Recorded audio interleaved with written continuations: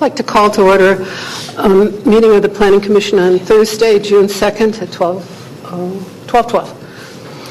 First, I would like to establish a quorum with 4 members present, enough to run the meeting. Second item on the agenda is the disposition of minutes. We have 2 sets of minutes to dispose of. The 19th of May, which I somehow must have overlooked the last time. Anybody have corrections or changes to those? No, we don't have to. I lied. I reviewed them. We had just a minor clarification in there somewhere. Mm-hmm. And I don't even remember what it was. Mm-hmm. Anybody else? Do I have a motion to adopt? I so move. Move to accept the minutes as written. Second by Christie. All in favor? Aye. Opposed? 4-0. All right. The next thing on the agenda, I was going to read last time's minutes, is cases, and we have none. Next item is communications, and there will be a 10-minute presentation by Generation Opportunity.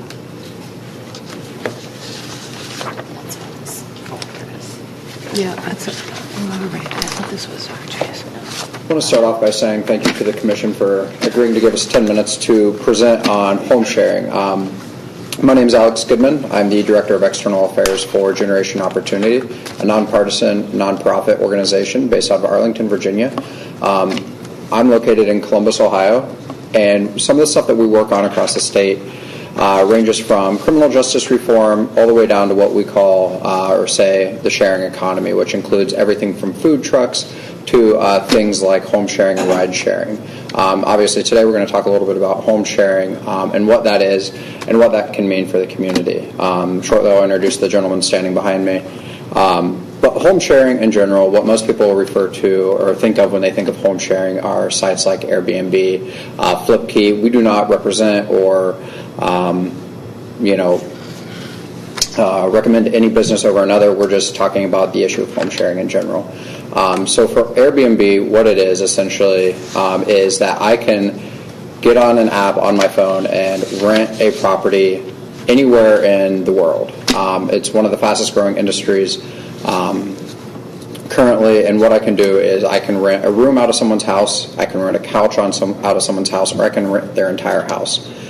These alternatives are generally much cheaper than hotels that you could stay at or any other accommodations. They generally, people associate them with bed and breakfast. You're not getting a breakfast from these places. It's generally just a room rental. And from there, you have an interaction with the host where you exchange keys to the property if the host won't be there if you rent the entire home. And you can see the user rating, much like on apps like Uber or Lyft, what that star rating is for that homeowner, whether that's a 5-star or 1-star, any concerns or comments that previous guests have had. And while you get to rent them, they also get to rate you, I should say. So they could rate you as, hey, they threw a party in my house, don't ever rent to them, or hey, they were phenomenal, picked up after themselves, did everything in accordance with the law. Now that that's a little bit of what sites like Airbnb and Flipkey are, I want to introduce Albert Downs, who works for Generation Opportunity as well. Commissioners, thank you so much for allowing my colleague Alex and myself to speak before you today. Like Alex said, my name is Al Downs. I'm the Economic Policy Analyst for Generation Opportunity. A little bit of background about myself. I studied economics as an undergraduate at University of Colorado. I went on to study economics at Stanford University Graduate School and public policy at Georgetown University. Before joining Generation Opportunity, I spent 4 years as an economic policy advisor for various members of the United States House and Senate. Been with Generation Opportunity for almost 3 months now. We work extensively on sharing economy issues, and I just hope that I can kind of set the stage, give you the background on the economics and sort of the current landscape of home sharing, and give you some tools to think about this as you move forward and make your recommendation to the council. So I think the first and most important thing to understand about home sharing is that it is not commercial activity. Home sharing is fundamentally a personal, private activity that is incidental to residential use of a property. In the same way that someone who knits sweaters as a hobby or collects vintage superhero action figures or anything like that can take that asset and sell it on Etsy, which is another another sharing economy website that it's an internet marketplace for people to sell goods that they've made by they've handmade or have a vintage quality to them. In the same way that is a fundamentally personal activity. Someone is taking a hobby that they have and using it to supplement their economic income from the job that they have every day. Home sharing falls into that same category. Sites like eBay are another great example of this. People have been using eBay for 20 years. It launched in the mid-'90s. And the opportunity for people to sell things from their home has not led to sweatshops popping up in neighborhoods. Obviously, many of the people who are operating on eBay are just operating from their homes. They're not commercial businesses. There are many people who are just using the technological advance of the internet to supplement their income with assets that they already had prior to the sale of those goods being viable. So that's something very important to think about when considering home sharing. That this is not something that is competing with traditional lodging services. My colleague mentioned bed and breakfast. The one big difference is you don't get a breakfast when you go to a home sharing site. But compared to hotels, which are in the business of filling up every single day, turning a profit on investments that they've made in the building and their staff and all the bedding and everything that goes into running a hotel or a bed and breakfast, you don't see any of those numbers coming up in home sharing. This is some of these statistics are included in the packet that we provided for you. But the revenue for hotels decreases by less than half of a percentage point for each 1% increase in spending on home sharing. That was only in one study that showed that. That showed that result. By no means evidence that relationship even exists. It could very easily statistically be no relationship at all. I think there's compelling evidence to say that there is no relationship between those two because the types of people who are engaging in home sharing, first of all, on the supply side, they are not hotel owners, they're not landlords, they're people who maybe their son or daughter moved out to college, they have an empty room, and they want to offer it to make some extra money to help pay the bills or to fund an extra vacation that year. Or it's people who are, maybe travel a lot for work and have this asset that they've invested for being a home, probably the largest investment that any single person makes in their life. They have this asset sitting there when it could be used for marginal gains. So this is not the kind of business-minded people who are getting into this on the supply side. The hosts, home sharing hosts, are not lodging service providers. And on the consumer side, the people who are renting these apartments, by and large, are not traditional hotel consumers. And this is right here on our chart here, this top and to the left. The folks who choose to go to home sharing over traditional lodging services are not typically substituting one for the other. The evidence for that is the very small, possibly zero, relationship between how revenues for home sharing increases compared to how hotel revenues change in a given area, but also where they choose to stay in a city, where they choose to spend their money, how long they choose to stay, and the demographics of who is actually going there. The people who use home sharing are overwhelmingly young people, folks who would typically not be able to afford a vacation to New York City or San Francisco or Athens, Ohio, wherever the case may be. It's not something that they may have the money to do. So home sharing affords an opportunity for an entirely new section of potential tourists to be tapped, which has huge one-off effects in the economy. As I'm sure all of you know, tourism boosts sectors in local economies that can't be outsourced. If you have a new restaurant open up downtown, that job can't be shipped anywhere else because the tourists are coming here to eat at that restaurant.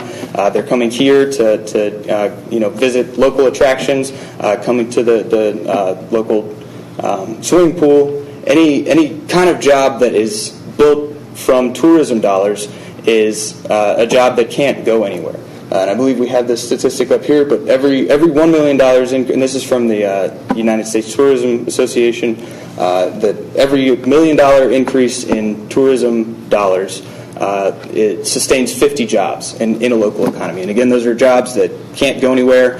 This isn't a one-off kind of thing like construction where the project ends, or a factory that may decide it's cheaper to move somewhere else. These are jobs that by their nature will stay in the local community. Another common misconception about what home sharing is and how it's used, which I briefly touched on before, is on the supply side, the people who are using it.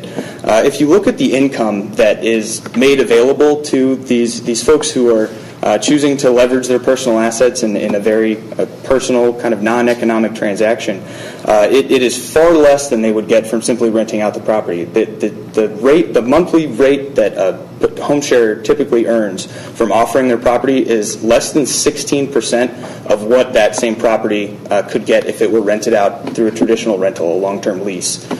So the economic incentives for a slumlord or someone who wants to buy up all these properties and potentially rent to college students at reduced rates and try to game the system, there isn't money in it for them to do this, which is evidenced by the fact that we don't see a lot of this in other cities that have legalized home sharing. There are very few instances of this happening. There's one case that frequently comes up in New York of a man who has been convicted of fraud in a number of other businesses, and obviously just a bad apple all around. He had an apartment where he had put 21 mattresses on the ground and was just renting it out very cheap to people. But he was shut down within a matter of weeks. The folks who stayed there reported it to Airbnb. Airbnb kicked him off, and then he was reported to the city, who caught him for zoning ordinance violations. This kind of brings me to the next point about how the sharing economy is best regulated. This incident in New York City is a great illustration of how the peer regulation that is built into sharing economy, person to person, these transactions, how that regulation does a sufficient job right now to ensure quality, safety, and adherence to the law within the current system. We have the poll number right here, and I don't believe that study is in your packet, but I'd be happy to provide you substantiation for any of these numbers. But 64% of users of people who have used sharing economy applications, websites, platforms, whatever you want to call them, believe that the peer regulation is more valuable than government regulation. And the reason for that is a government inspector may be able to come to a home once every few months, once every 6 months, once every year, whereas with peer regulation, you get to hear from the last person who was there to do the same thing that you were going to do. Either if it's ride sharing or home sharing in this case, if the host knows that an inspector is coming, they have a huge incentive to clean everything up and make sure that everything's spotless. You see this in restaurants all the time. I was a bar back in college, and I remembered that when the health inspector came in, the managers were scrambling around to make it look like it was cleaner than it actually was. Whereas peer reviews are so constant that you can't change how you actually are presenting yourself. The information is much more reliable because it's a constant stream of information coming from people who are actually using the services, and the people who use these services recognize this, and the overwhelming majority of them believe that the peer regulation system that is baked into the sharing economy is sufficient to protect them from fraud, from poor quality services, and from any of the other kind of things that you might worry about as a consumer. So the last thing that I would like to touch on before I hand it back over to my colleague Alex is the concern that that new Trump Tower hotel is going to open up down the street from you when if home sharing is legalized. That someone will come in and try to run a hotel out of there, not just using it to supplant traditional long-term rentals, but to offer it as a competitor to lodging services in the town. This, again, is not economically feasible to do.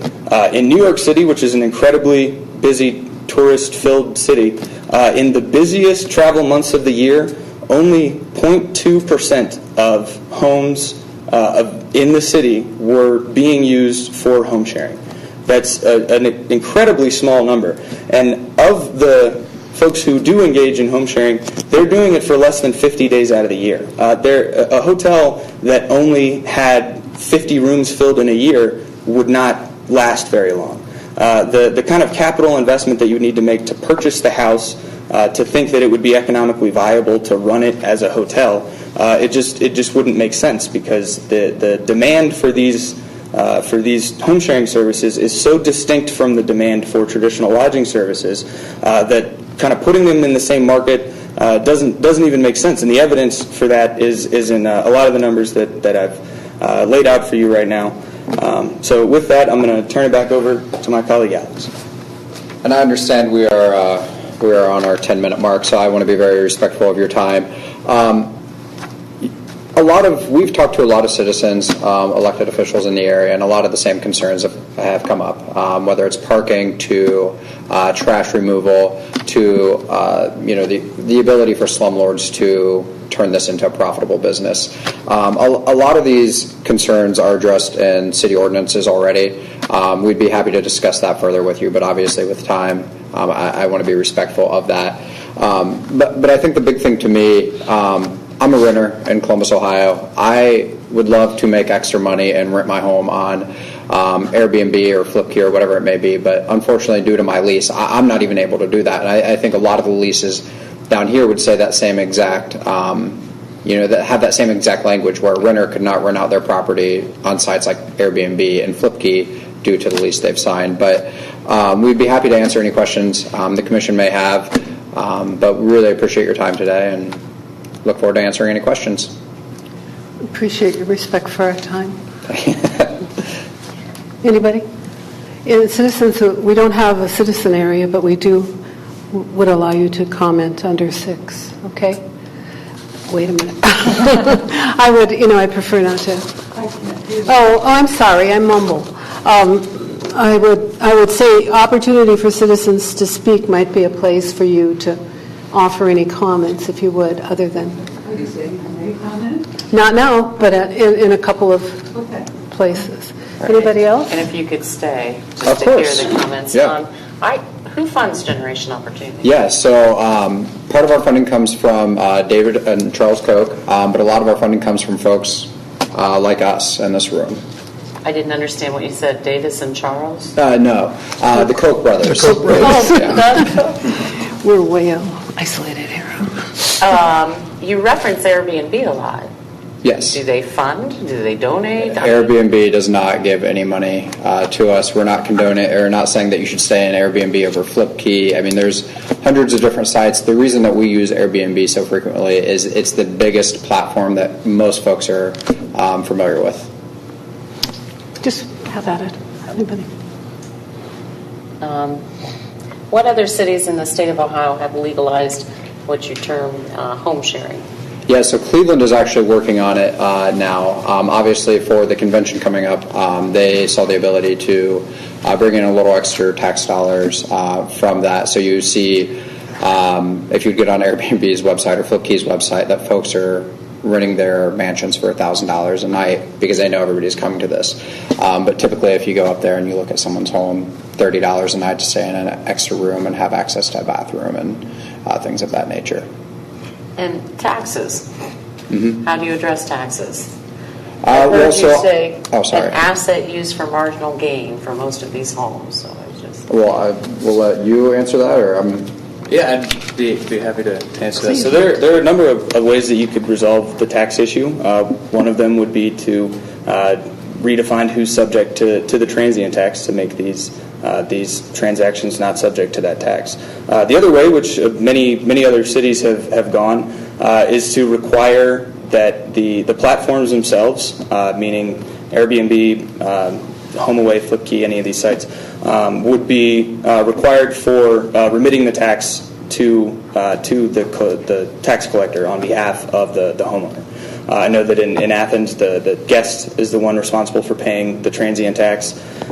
So there could be different ways that you would address that. I think that our position would be the best way to empower people who want to engage in this kind of activity to not need to be attached to a large corporation like Airbnb to do it, would be to put the remittance, the statutory obligation to remit the tax on the homeowner, on the host, and do what Arizona recently did and provide an option for platforms to register and remit the tax on behalf of the host, but by no means binding individuals to companies. In many cities, the only way that you can be legally compliant with the tax code is to be attached to some big company, which we think is incredibly unfair.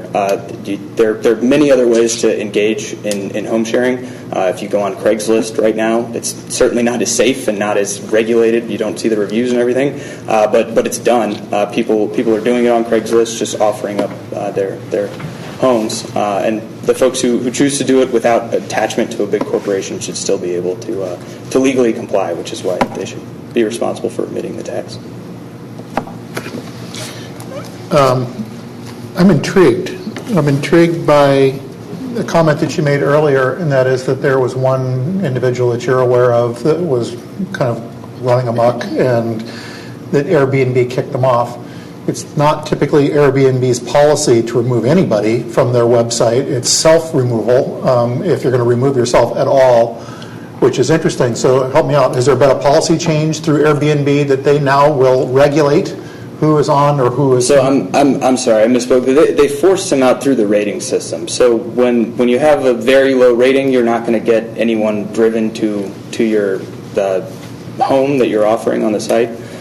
So this gentleman, and I should have written down his name for reference for you all, but we certainly can get that to you. Okay. So he was not directly blacklisted, but he was forced out of the site because of bad ratings. Right, for violating city ordinances, from getting repeated complaints. And like I said, it didn't even take that long for him to get effectively blacklisted from the site. But this was likely. Can you describe? This is a large municipality. Was this New York City? This is in New York City. Yes. So this is in New York City, where unlike a rural community like Athens, where 73% of our housing stock is rental units already, and largely huge student body here, obviously. But that aside, I guess for a point of record that, for Airbnb, I'll isolate Airbnb because they are huge. In 2015 dollars, it was generating somewhere in the order of $35 to $40 billion annually. Huge. But do not have policy for taking someone off of the website if they are found to be in violation of city codes, not including fire or anything else. It's all self-regulated. My only concern, well, I have several, but anyway, my main concern with that in and of itself is that within a large, community that has a large university in it, there's no checks and balances for someone who gets bad ratings, because you'll just lower the cost that you're renting something out, knowing that you've gotten slammed with bad ratings before, and so therefore, sure, I think in New York City you can probably find yourself iced out of the market, but you could just simply lower your rate to $19 a night, and who's going to care whether they stay in a $19 a night? I mean, there's just so many levels to this. So I'm intrigued by this whole conversation. I will say that, but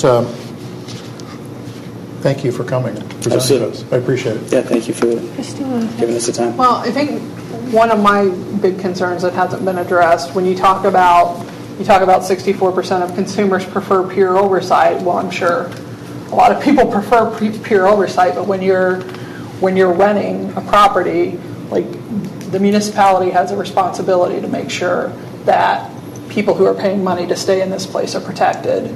And most people who are staying don't have maybe the insight about construction standards, building codes, fire codes, to recognize potential problems. So there is, like, an onus does fall on the municipality to make sure that these places are safe for rentals, for people coming in.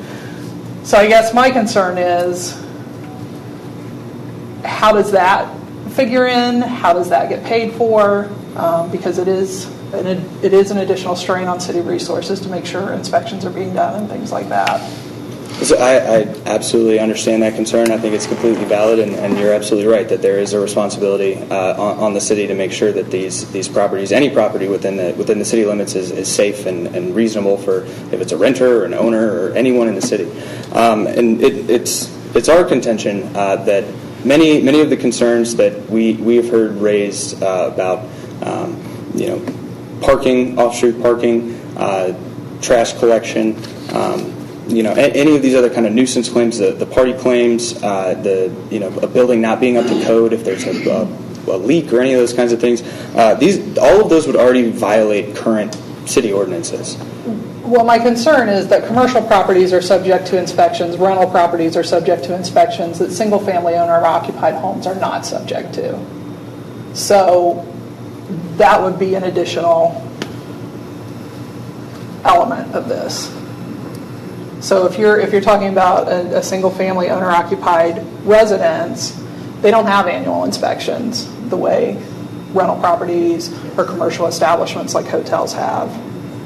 So they're not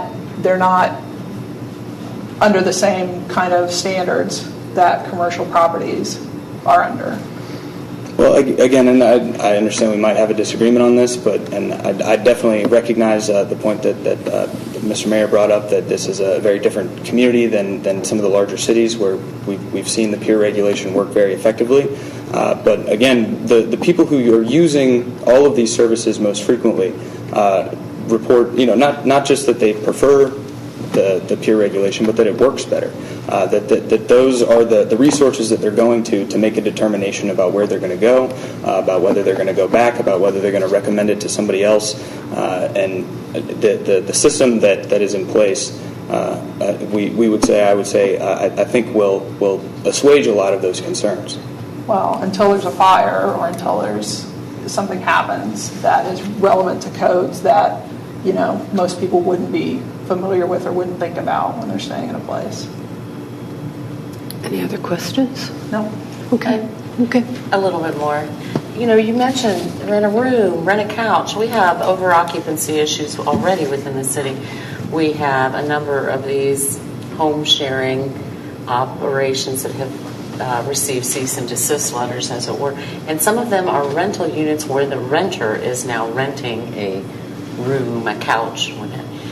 And so that's kind of leading back to what is the health and safety and security without government regulations. Well, I think in the case of essentially a sublet, I guess that you always need the permission of the property owner. I think that the property owner, if they found that someone they had rented their property to was using Airbnb or any of these sites, home sharing in any of this way, in violation of the lease agreement that they had agreed upon, he or she would have grounds to terminate the lease, just like any other kind of violation of the lease. I think that as your colleague mentioned, those rental properties are already subject to annual inspections. So, arguably maybe the renters using sites like Airbnb may be in more inspected spaces than homeowners who are not subject to those inspections. But I think that a homeowner is completely within their right to say that a renter of their property is not allowed to engage in home sharing. As my colleague mentioned, that's exactly the case that he has in where he lives right now as a renter. Any others? May I ask a question really quick? I've never used Airbnb or any of those services, so I don't. Does the person who is posting something for rent, do they reserve the right to deny service to somebody who would like to rent out a room for a night? So it's my understanding it varies by the platform, and again, this could be posted on Craigslist. And if you post something on Craigslist, you can decide to pull it down whenever you want. But it's my understanding with most of these platforms that if there's reason on either side to think that it's not going to be a good fit, whether it's fraud or you think that the person is not going to be respectful of your home, or vice versa, you think that the person that you're going to be staying with isn't taking care of the property, or turns out they have a dog and you're allergic, whatever the case may be. There are a lot of ways to pull out of that arrangement through the platform. But again, I don't think that we should be thinking about this purely in terms of what Airbnb does or even what their business structure is. And I think that Mr. Mayor brought up an excellent point that it's troubling that a site doesn't have a mechanism to blacklist folks who are violating the law. And that I think that is well within the right of any city council or state government to say that if you're going to operate in our state, this is a requirement that we have. But the termination of the contract would vary by site. But I guess my point is like a hotel or a motel cannot discriminate on somebody based on their skin color or sexual orientation or religious background or anything like that. But on Airbnb or some other, or a generic peer sharing or home sharing website, somebody could perhaps discriminate against somebody based on what they may think that person is, or they don't like their religious background or something like that. That's possible that could happen. I don't have an answer for that question, but I sounds like it might absolutely, be possible. Yeah, I understand, and certainly on Craigslist where there's no intermediary, that's absolutely possible. Very possible. But it's entirely possible that these platforms have equal opportunity housing kind of private contracts built into participating. Good enough. I would just contend to speak off of that on fair housing and what have you. There are government regulations in place for protection, for equal rights, and how does peer review stack up to that? Well, again, I think if anyone who's participating in the peer-to-peer sharing economy, whatever you want to call it, anyone who's participating, they're breaking the law, regardless of what that law is, they need to be held accountable. I don't see this as a way to get around existing laws. I don't think people who participated in a daily basis see it as some way that they're going to stick it to the man or sneak around laws that they don't like. It's about convenience and availability, and people who participate on either side, consumers and suppliers, generally want to be compliant with whatever the laws might be. I think a violation of equal housing law would be a serious offense and should be investigated. The same way that anyone who wants to complain about a landlord or a hotel owner or anyone for discrimination, they would be well within their rights to do that in a home sharing arrangement as well. Okay, thank you for articulating your viewpoint. Home sharing economy, more articulate than the usual articulation, I will say. Thank you. Well, thank you so much for your time. Okay, so now we're at our current situation is report from the city planner. Just one item today to report on. Actually, I'll go two items. The Sustainability Commission is having a public meeting on June 21st at 6:30 p.m. At 6 p.m. at the community center. At that, they will be presenting a draft version of the city sustainability plan. We expect to have draft versions available for distribution prior to that meeting, roughly about a week or week and a half before. We're still working on it, finalizing our layout, etc. That will be open to the public, of course. They want to get feedback from everybody about what the commission's thinking and what they want to recommend, and then take that feedback and do some revisions prior to presenting to the city council. A council presentation, I would assume, would be coming probably in August or September based on a July recess of council. The Historic Preservation Commission hosted the Building Doctor program 2 weeks ago.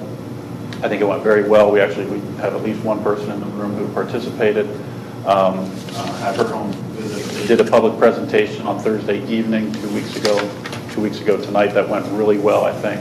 The first hour of that presentation is available on the city's website on streaming video if anybody's interested. Talked about basically 10 techniques and issues to managing older homes and ways to try to keep them in good shape so that they'll be around for another 100 years or another 50 years or so. That meeting was very well attended. There was about 50 or 60 people, I think, in the room, and there was a lot of really good and interesting information that was distributed. Could you repeat, for June 21st, the Sustainability Commission rollout, where it's going to be located? Thank you, yes, Mayor. 6 p.m., rooms BC at the Athens Community Center on East State Street. Just an open house. We'll do a presentation and then question and answer and distribute some copies to anybody who hasn't received it yet. Is there a third? Excuse me? Did you have a third point? No, that's all. Good. All right, now the Director of DEF. Good afternoon, Commissioners. On Wednesday, this past Wednesday, I attended a Government Affairs Roundtable at the Athens Chamber. In attendance were several city business owners, realtors, and landlords. The roundtable was an open discussion consisting of introducing myself, the goals, and the plans and direction of Code Enforcement Office.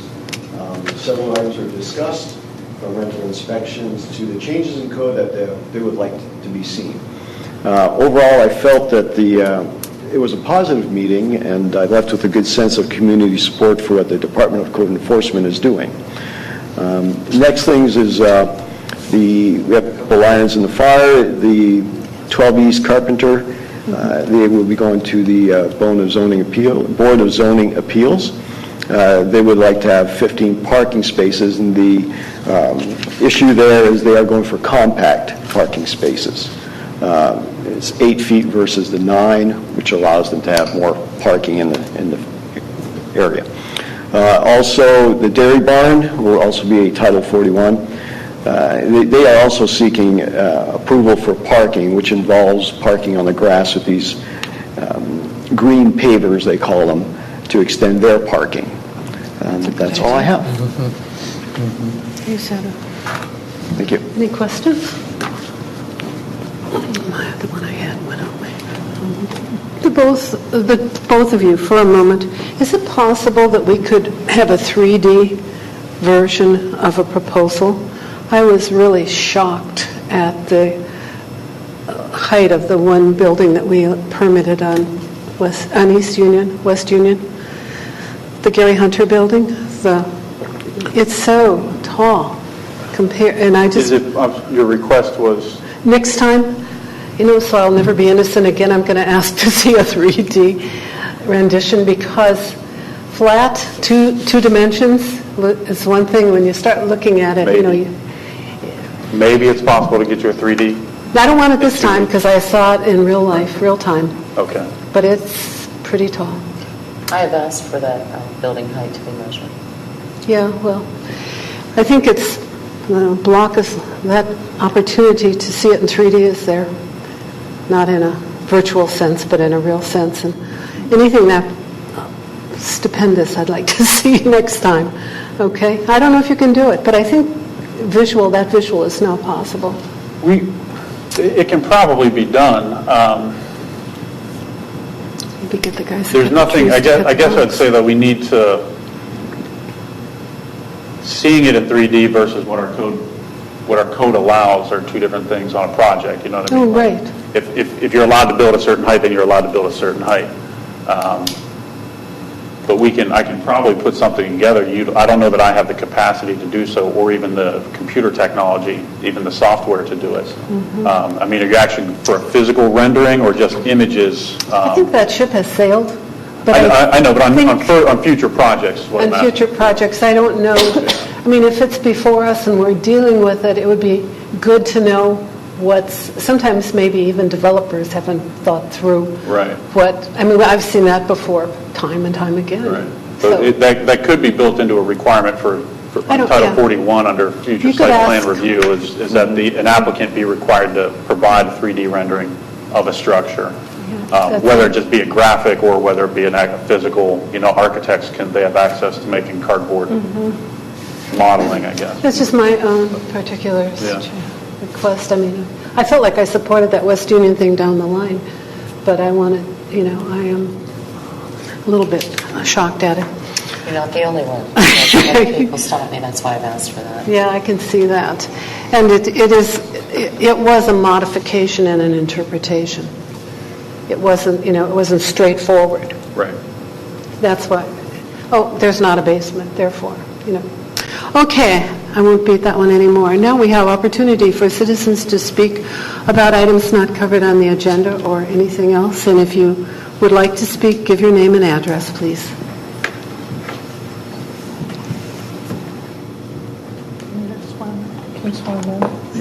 Oh, yes, I forgot to swear them in. Oh, dear. We have the rookies on today. Do you swear to tell the truth and nothing but the truth? You should have the generation. Oh, they're not lawyers either, right? Okay. Joni, are you speaking? No. Okay. You told the truth as you know it. Okay, thank you. I fumbled it, I'm sorry. We need RJ. My name is Betty Hollow, and I live at 31 Maplewood Drive. And I just want to make a few sort of general comments that connect zoning codes in general, Athens city codes, and Athens' current comprehensive plan to the idea of home sharing, and what would be also attached is short-term rentals in districts where they're not now allowed. So first of all, speaking about codes in general, I want to say that before 1900, specifically in 1887 in Mugler versus Kansas, the United States Supreme Court recognized that police power could control how property can be used. They said all property in this county is held under the implied obligation that the owner's use of it shall not be injurious to the community. In 1926, the Virginia Supreme Court in Gottlieb versus Fox ruled that the legislature may, in the exercise of the police power, restrict personal and property rights in the interest of public rights, public health, public safety, and the promotion of the general welfare.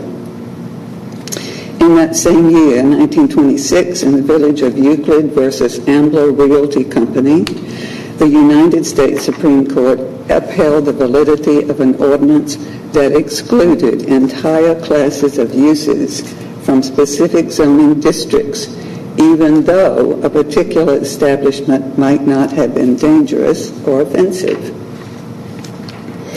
Recently, you have been involved in actions by members of Generation, is that the name of it? Generation Opportunity, whose members have called for changes in our zoning code that challenge these earlier and still extant decisions. They propose that citizens should effectively have unrestricted use of their private property. Their charge is to change current laws in Athens to accommodate short-term rentals, which are now not allowed anywhere in Athens except hotels, motels, bed and breakfast, and those establishments are also currently restricted to certain corridors in the city. And I'm hoping that you are thinking about why that is the restriction on short-term rentals in Athens. There are reasons for that, for sure. Now, according to Section 2309 of Athens Zoning Code, it is possible to make changes in the code under 3 conditions. And they are not necessarily all required at once, but you must satisfy one of these conditions to make changes. One would be to accommodate public necessity.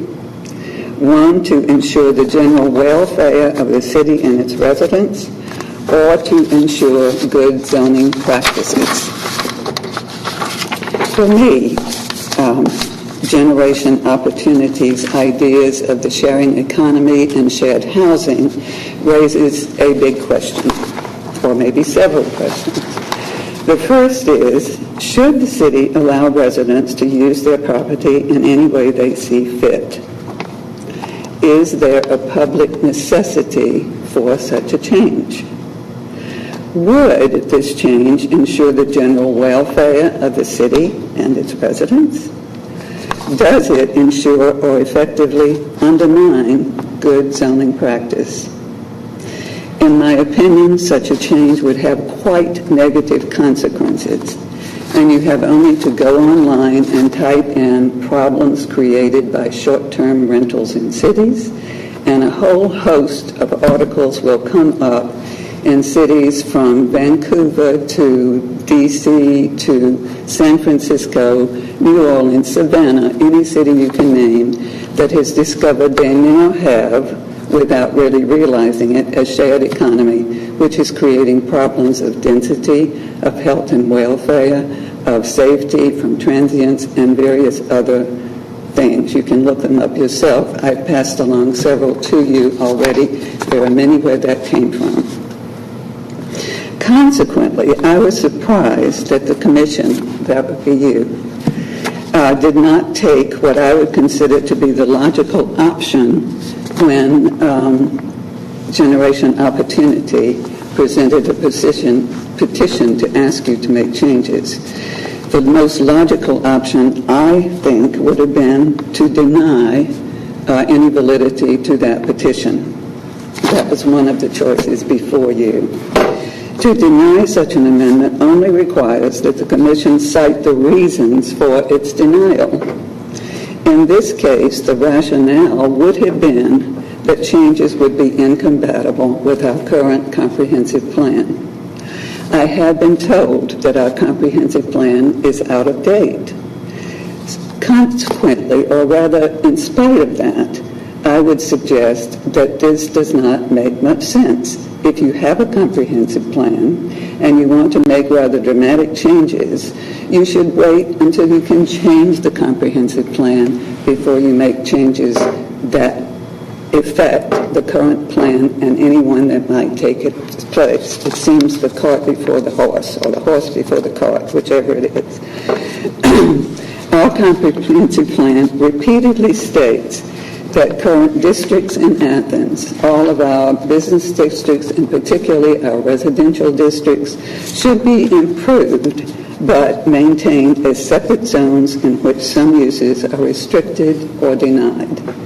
I have been on the zoning board since 1991, and in that time, a long time, the movement that I have seen has always been toward rather more restriction in order to alleviate density, to alleviate parking problems, and to see that citizens are treated, especially in residential districts, in ways that ensure their safety. I suggest that instead,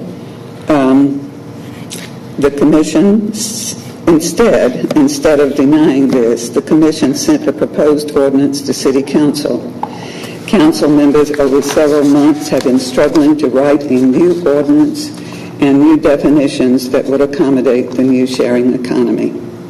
However, as they are discovering, any changes that they make or suggest have rippling effects, and most of these effects undermine our current code and our existing neighborhoods. Consequently, we do not now have an ordinance from City Council that they have actually completed a first reading of, and I understand why that is. It's very difficult to make these changes without having unseen or unthought about consequences appear. So I hope and know that you're thinking about this very carefully, as you've already indicated by your questions. Thank you. Any other comments? Going once?